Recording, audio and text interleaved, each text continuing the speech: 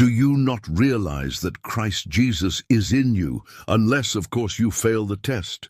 Have you ever truly examined yourself? Because deception doesn't happen overnight. It happens slowly, subtly, like a person falling asleep. They don't realize the moment they drift off. It just happens. It happens to the kid who grew up in church, who knows all the Bible stories, who has gone through all the motions, but has never had a real personal encounter with Jesus. It happens to the successful pastor whose sermons inspire thousands, but whose heart has quietly drifted from God.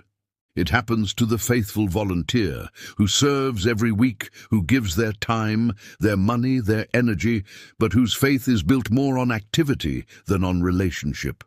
It happens to the moral person who assumes they are right with God simply because they live a good life, unaware that salvation isn't about being good enough.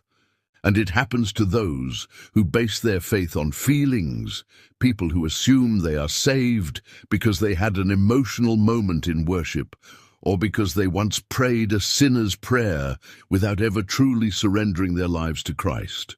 This is what happened to Israel. They thought they were safe. They thought they were God's people simply because of their heritage, their traditions, their religious practices.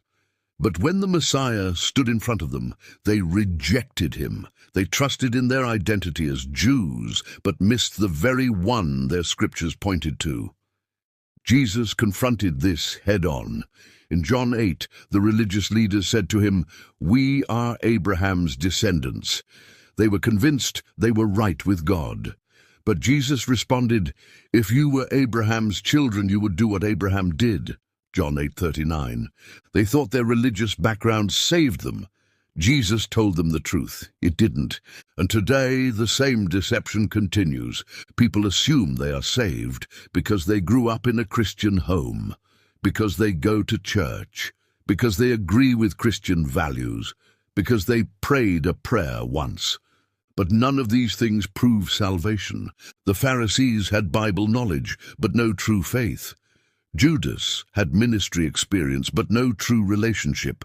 The 5 foolish virgins had expectation, but no true preparation. The tares had outward similarity, but no true life. So how do you know if you're truly saved? Jesus gave the answer. You will recognize them by their fruit. Matthew 7:16. Not their words, not their religious activity, their fruit. A tree is known by what it produces.